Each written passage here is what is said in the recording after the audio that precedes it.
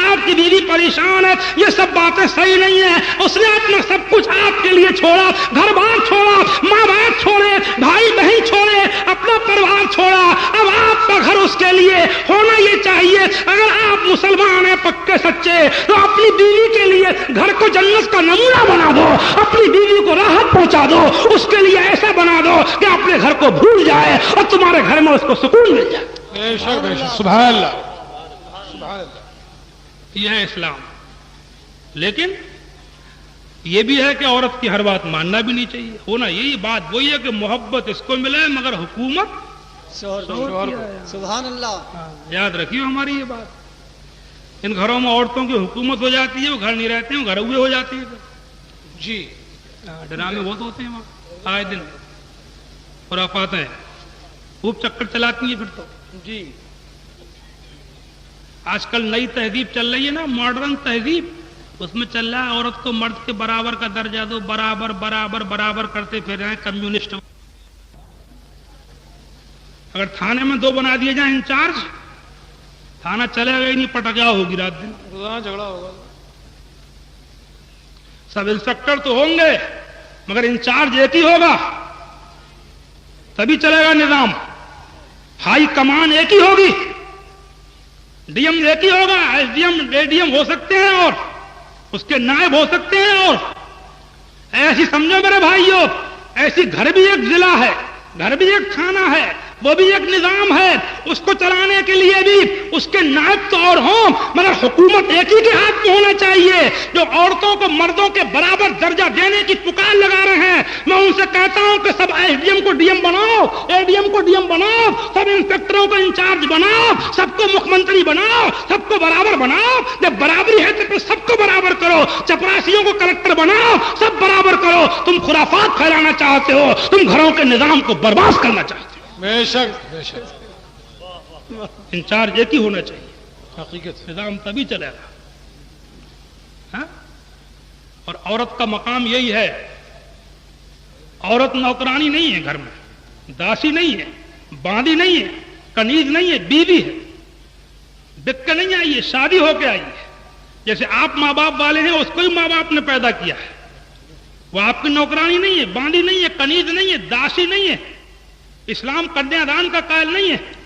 اور دھرموں میں کنیا دان ہوتا ہے، یہاں کنیا دان نہیں ہے، یہاں نکاح ہے، شادی ہے. چپراسی نہیں ہے، وہ نوکرانی نہیں ہے. بس ایسے ہی سمجھو عورت کا مقام جیسے تھانے میں انچارج ہے اور اس کے نائب ہیں، ایسی گھر کے اندر شوہر انچارج ہے اور بیوی اس کی نائب ہے. شوہر اگر ڈی ایم ہے تو عورت ایس ڈی ایم ہے. جی جی. شوہر اگر انسپکٹر ہے، تھانہ انچارج ہے تو بیوی سب انسپکٹر ہے. چپراسی نہیں ہے، خادمہ، نوکرانی، باندھی، کنیز نہیں ہے. اور برابر بھی نہیں ہے. جو برابر کہے وہ بھی غلط، اور جو داسی اور کنیز اور باندھی کہے وہ بھی غلط، نوکرانی کہے وہ بھی غلط. بیچ کا معاملہ ہے. عورت اپنے شوہر کی نائب ہے، اس کی دست و بازو ہے، اس کی مددگار ہے، اس کی ہیلپر ہے، اس کی اسسٹنٹ ہے، اس کے نیچے ہے. مرتبہ تو کم ہے لیکن اس کے باوجود بھی وہ نوکرانی اور باندھی نہیں ہے. گھر ایسے ہی چلیں گے. حکومت عورت کو ملے اور حکومت شوہر کو ملے اور محبت عورت کو ملے. بے شک بے شک. سمجھے آپ؟ بات سمجھ میں آئی کہ نہیں آئی؟ کم آئی سمجھ میں. ہاں. اور آج کل جو نئی تہذیب چل رہی ہے، ان میں پڑھا کے عورتوں کو جنہیں کہاں پہنچا دے رہے ہیں. B A M A double M A کر لی بابو جی نے. سمجھے؟ وہ چھوتا وہ ہے نا، گھوڑے نے ٹھکوائی نال تو مڈھکیاں نے بھی ٹانگ اٹھا دی.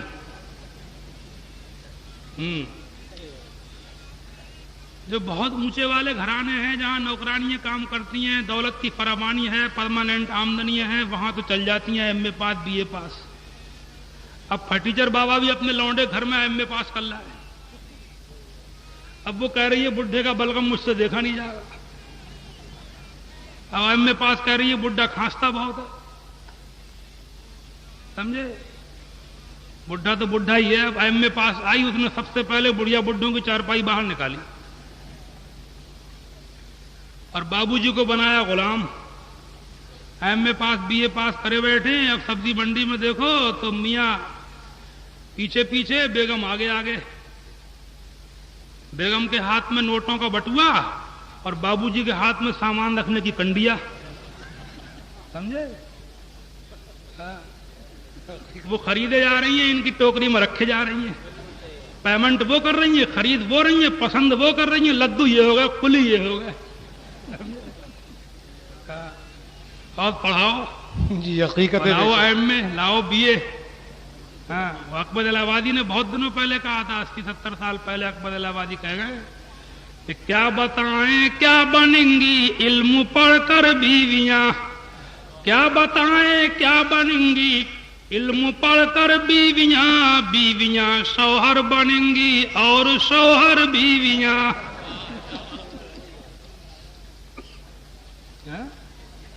اور کہتے ہیں حامدہ چمکی نہ تھی انگلش سے جب بیگانہ تھی, حامدہ چمکی نہ تھی انگلش سے جب بیگانہ تھی, اب ہے شمع انجمن پہلے چراغ خانہ تھی. تعلیم عورتوں کی ضروری تو ہے مگر, میں کہوں گا اور بات لمبی ہوگی, شاعر کے شعر میں ہی سن لو, اس نے سب کچھ کہہ دیا. وہی ہمارا نظریہ بھی ہے. تعلیم عورتوں کی ضروری تو ہے مگر خاتون خانہ ہو وہ سبھا کی پری نہ ہو. خاتون خانہ ہو وہ سبھا کی پری نہ ہو. سمجھا؟ مزے نہیں آ رہے ہیں زندگی کے ان لوگوں کو جن کے گھروں میں جناب والا بہت زیادہ پڑھی لکھی عورتیں کر رکھی ہیں. میاں بھی ملازم, بیوی بھی ملازم. میاں کلکٹر ہیں, بیوی اسپتال کی جناب والا انچارج ہیں, سول سرجن ہیں. ان کا تبادلہ ہو گیا لکھنؤ کو, ان کا ہو گیا دلی کو. سمجھے؟ میاں کا ٹرانسفر ہو گیا لکھنؤ اور بیگم کا ہو گیا دلی. اب یہ گھر ہوا کہ گھر ہوا ہو گیا. یہ کیا جانے اس مزے کو کہ جب کوئی مزدور غریب آدمی دن بھر رکشہ چلا کے کام کر کے دکان پہ بیٹھ کے تجارت کر کے شام کو چولہے پہ بیٹھ کے بیوی بچوں میں کھاتا ہے, تو اس روٹی کا مزہ انہیں کہاں پتا ہے. وہ وہاں نوکروں کی پکی کھا رہے ہیں, یہاں نوکروں کی پکی کھا رہی ہیں.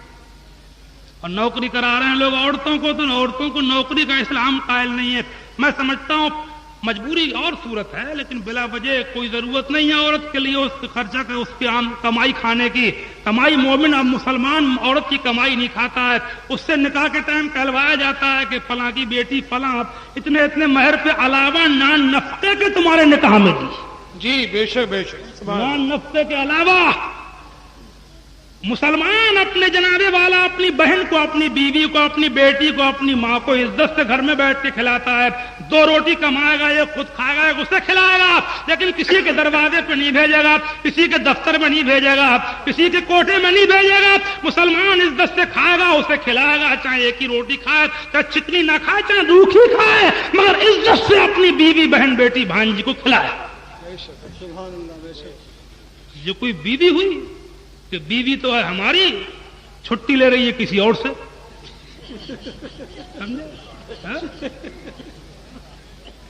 یہ بیوی ہوئی ہے, ایپلیکیشن لیے کہیں کھڑی ہوئی ہے, یعنی ہم سے ملنے کو, ہمارے پاس آنے کو بھی اسے چھٹی چاہیے. تو یہ تیری بیوی نہیں ہوئی, بلکہ جس سے چھٹی لے رہی ہے جو اسی کی ہوئی. ہاں, کان کھول کے سن لے.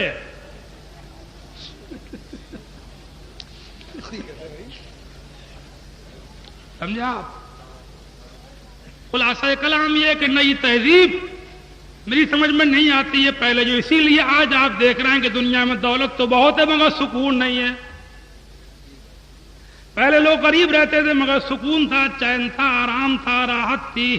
اب سکون نہیں ہے. اب جس سے پوچھو 50 پریشانیاں گناتا ہے. اس لیے کہ نئی تہذیب کا رنگ تو اچھا ہے, ظاہر تو اچھا ہے, دیکھنے میں تو بڑے اچھا لگ رہا ہے, لیکن اندر سے جناب والا نئی تہذیب نے ہم آپ کو کیا کیا دیا ہے. میں اس وقت تفصیل میں جانا نہیں چاہتا, بات کو پھیلانا نہیں چاہتا, بات تھوڑی سی کچھ اور بھی کرنا ہے. بہرحال میرا مقصد یہ تھا, بات جہاں سے لے کے چلا تھا وہیں لا رہا ہوں. حدیث پاک میں پڑھ رہا تھا, اللہ کے رسول فرماتے ہیں, مرو ابا بکر ان یصلی بالناس, ابو بکر سے کہو کہ لوگوں کو نماز پڑھائیں. سبحان اللہ سبحان اللہ سبحان اللہ. دھیان آ گئی بات نہیں؟ ہاں تم تو بھول گئے تھے، ہم نے دھیان دلائی. حدیث چل رہی تھی. ہاں ابو بکر سے کہو لوگوں کو نماز پڑھائے. یہ سیدنا ابو بکر صدیق ہیں کہ انہوں نے حضور کی حیات ظاہری میں آپ کے مرد وصال میں چند دن تک آپ کی مسجد میں آپ کے مصلی پر نماز پڑھائی. سبحان اللہ، بڑا مرتبہ ہے. سبحان اللہ سبحان اللہ. انہی ایام وصال، ایام مرد وصال میں ایک دن حضور کی طبیعت میں کچھ سدھار آیا تو آپ مسجد کی طرف کو تشریف لائے. حجرہ عائشہ صدیقہ کا پردہ اٹھا کر کے آپ نے مسجد کی طرف کو دیکھا تو جماعت ہو رہی تھی. سبحان اللہ سبحان اللہ. مسجد بھری ہوئی تھی. ابو بکر نماز پڑھا رہے تھے. اللہ کے رسول نے پردہ اٹھایا، حجرے کا پردہ اٹھا کے دیکھا تو مسجد میں جماعت ہو رہی ہے، صفیں لگی ہوئی ہیں. اللہ کا محبوب ان صفوں کو دیکھ کر کے مسکرایا. سبحان اللہ. سبحان اللہ. وصال سے ایک دن پہلے کی بات ہے. دنیا سے جانے والا ہے خدا کا محبوب، پردہ فرمانے والا ہے اللہ کا رحمت عالم رسول. صفوں کو دیکھ کے مسکرا رہے ہیں. ابو بکر نماز پڑھا رہے ہیں، آپ دیکھ دیکھ کے مسکرا رہے ہیں. وصال ہونے والا ہے، دنیا سے جانے والے ہیں، کیوں نہ مسکرائیں؟ 23 سال کی محنت کا نتیجہ تھی یہ نماز. یہی وہ مسجد تھی کہ مدینے میں آ کر کے اپنی بیوی بچوں کا انتظام بعد میں کیا تھا. پہلے مسجد نبوی بنائی تھی. خدا کا رسول صفوں کو دیکھ کے مسکرا رہا ہے. اللہ کا رسول جانتا ہے، خدا کا محبوب جانتا ہے کہ یہ صف جو آج مدینے میں لگی ہوئی ہے، ایک دن وہ آئے گا کہ یہ صف تمام دنیا میں پہنچ جائے گی. سبحان اللہ سبحان اللہ سبحان اللہ.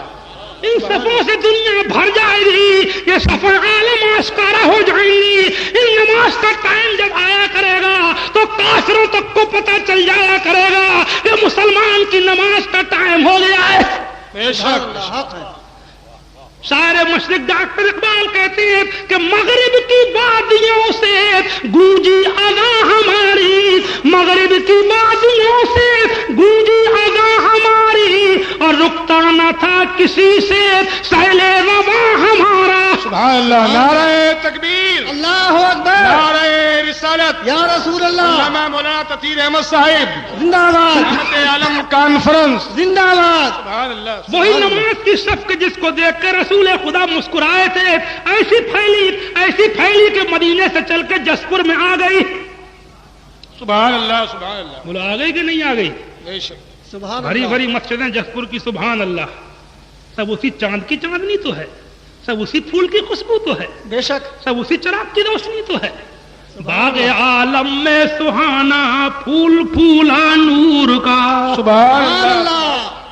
اعلیٰ حضرت سے پوچھو سبحان اللہ. کہتے باغ عالم میں سہانا پھول پھولا نور کا، مست بو ہیں بلبلیں پڑھتی ہیں کلمہ نور کا. سبحان اللہ.